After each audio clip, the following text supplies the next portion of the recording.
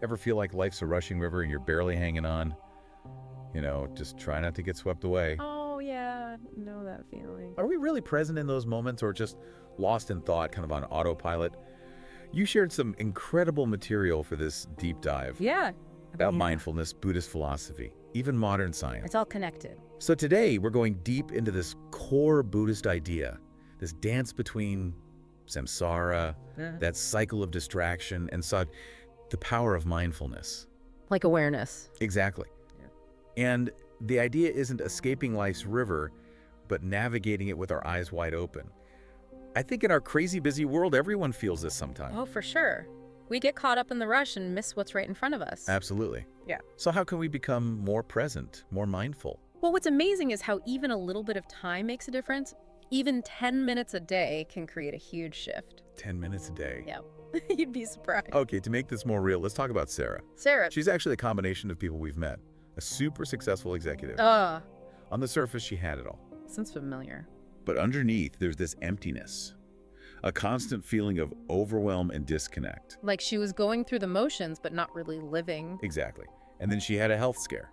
Stress-induced high blood pressure. Oh, wow. A wake-up call. A major one. Yeah. It forced her to reevaluate everything. And that's how she found mindfulness meditation. Interesting. So she turned to meditation. At first, she was skeptical. 10 minutes of stillness when her schedule was packed. I can see that. It's hard to justify slowing down when you feel like you're always behind. Right. But she was desperate. And what started as an experiment completely changed her life. So those small moments of mindfulness started creating a ripple effect. They did. She noticed these subtle but profound shifts. She felt more grounded, less reactive to the stress at work. That's huge. Especially in a high-pressure job. Yeah. And she was more present with her family, more aware of the little things she'd been missing. She woke up to the present moment. Exactly. And her experience isn't unique. That's where ancient Buddhist wisdom meets modern science, and it's fascinating. And this is what we'll explore now. I'm ready. So we see this gap between outer success and inner peace. What's interesting is that science is now explaining why these practices work. So how does science validate mindfulness? Well, science is showing the physical effects of chronic stress on our bodies. We know that prolonged stress means high cortisol, the stress hormone, and over time that can lead to inflammation and a weaker immune system. It weakens the immune system. Yes, but it goes even deeper. It affects our cells. Think about telomeres. Those are like protective caps on the ends of our chromosomes. They shorten naturally as we age, but chronic stress speeds up that process. So stress is literally aging us faster. Exactly. But here's the fascinating part. Research is showing that mindfulness practices can actually reverse some of these negative effects. There was a study that found increased telomerase activity in people who meditate regularly. It's an enzyme that repairs and lengthens telomeres. So mindfulness seems to boost our body's ability to repair those protective caps on our DNA, which could slow down aging. So those 10 minutes a day could be impacting our lifespan at a cellular level. The research is pointing in that direction. And the benefits go beyond just telomeres. Studies are showing improvements in brain structure, emotional regulation, and overall well-being. Wow, so there are real physical changes happening. Right, it's not just a feeling. Yeah. And if we connect this back to Buddhist philosophy, it aligns with the idea that inner harmony leads to outer harmony. It makes sense. It's all connected. Now, what about the psychology behind mindfulness? Why is it so effective? A key aspect is its ability to help us get off autopilot. You know, how much of our day we spend on routine without really paying attention. Yeah, like we're just going through the motions. Exactly. We eat while distracted, drive, lost in thought, even have conversations where our minds are elsewhere. Mindfulness brings us back to the present and reduces that mental noise. It interrupts the default mode network, or DMN, your brain's default setting, the source of all that mental chatter. You mean that constant internal monologue we all have? Yep, rehashing the past, worrying about the future. Mindfulness redirects our focus to right now, to our breath, our sensations, the things happening around us.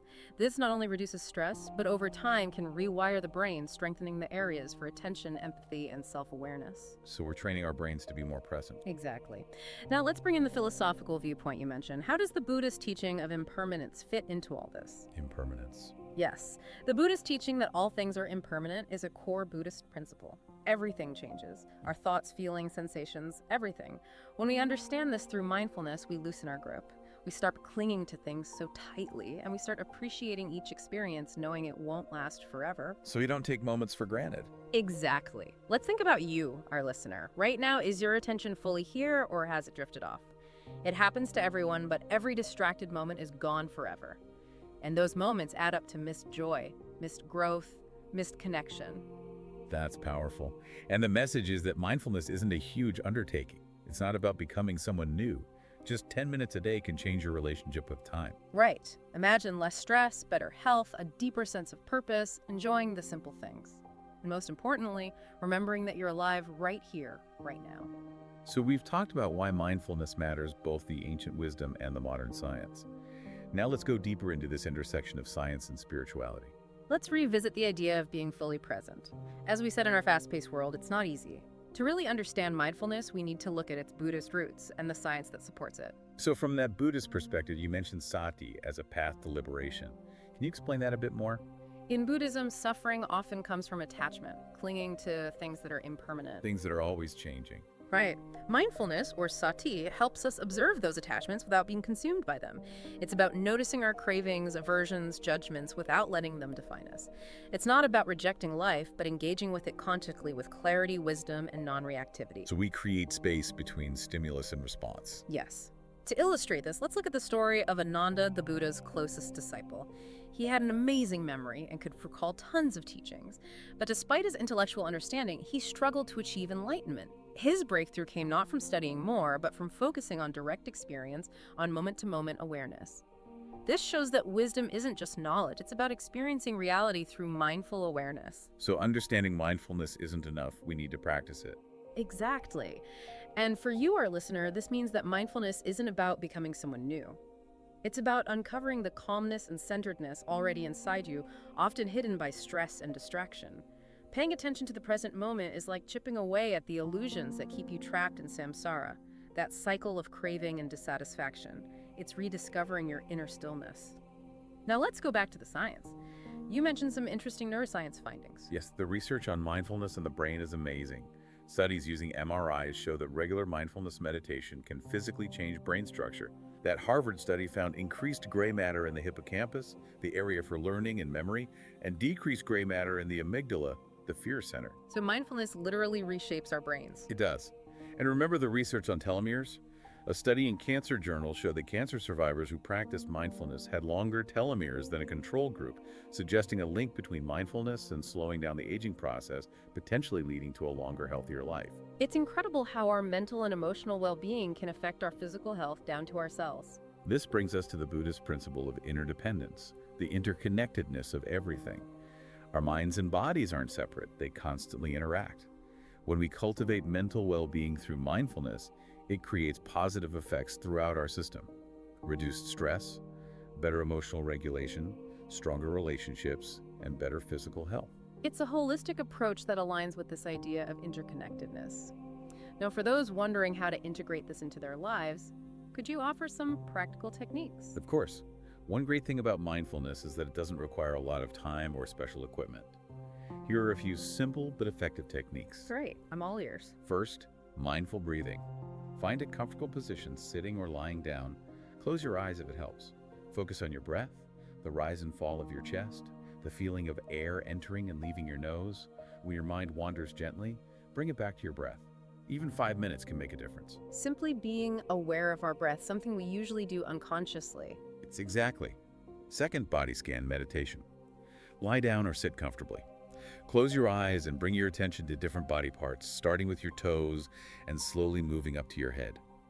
Notice any sensations without judgment. Warmth, coolness, tension, tingling. Just become aware of your physical self. This can release stress and promote relaxation. I can see how that would help identify tension we're not even aware of. Absolutely. Third, walking meditation. Mindfulness isn't just about stillness. You can practice it while walking. Slow down your pace and focus on your feet touching the ground. Synchronize your steps with your breath. Pay attention to your body's movement and your surroundings. Walking meditation turns an ordinary activity into a mindful experience. So bringing awareness to everyday tasks. Exactly. Yeah. You shared an experience earlier about burnout and how mindfulness helped. Would you share more about that? I would love to hear more about that. A few years ago, I was juggling a lot and feeling the pressure. I was constantly running on empty, and it was affecting me. I was reactive, impatient, not enjoying life. During a tough week, I committed to 10 minutes of mindfulness meditation each morning before anything else, Even before email. especially before email. It seemed counterintuitive, but I needed it. And what happened over the next few weeks was amazing. I was less reactive to stress. When challenges came up, I had more space to respond thoughtfully. I was more patient and present with my family. And surprisingly, I was more focused and productive at work. So mindfulness improved your work too. It did. And beyond that, those 10 minutes helped me appreciate small joys. I'd been missing my coffee, a kind word from someone to sunrise. Mindfulness taught me that happiness isn't a future goal. It's created moment by moment. And as I became more present, my relationships, my goals, my resilience, everything improved. Sounds like those 10 minutes were a powerful reset. They helped me realize life isn't just about checking off tasks. It's about the quality of our experience. And that's the key. Mindfulness isn't just stress reduction. It's a shift in how we relate to ourselves and the world. It's about being present in our lives. Okay, we've explored the science and spirituality, the techniques, and your personal story. Now let's talk about how mindfulness leads to a fuller life. Remember that image of trying to hold on to ocean water? It represents life's fleeting nature and our desire to control things beyond our control. Mindfulness offers a different approach. Instead of holding on, we learn to swim. We embrace impermanence as freedom. Letting go instead of resisting. Right. And you mentioned the paradox of time slowing down to speed up. Can you explain that? I'd love for you to expand on that. In our fast-paced world, we think busyness equals productivity. We cram more into our days. But mindfulness changes how we see time. There's chronological time, measured in minutes and hours, what the Greeks called chronos. But there's also kairos, qualitative timeless moments of presence, meaning, and connection. When we're fully engaged, time feels different. It expands or disappears. Think about moments of joy, connection, creative flow. Time becomes less rigid. Those are the moments we remember, the ones that matter. Exactly. Mindfulness helps us find more kairos moments. By slowing down, being present, we enrich our experience of time. It's not about having more minutes, but making the minutes we have more meaningful. And paradoxically, by slowing down, we become more efficient. We make fewer mistakes and work with more clarity and focus. Quality over quantity in life. Yes. And remember that metaphor of a pebble in a pond. It shows how mindfulness creates ripples. Let's look at those ripples in different areas of life. Let's do that. First, health.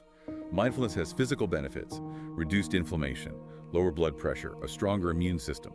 But it's more than that. It encourages us to care for our bodies, listen to their signals, and make choices that support well-being out of self-love, not obligation.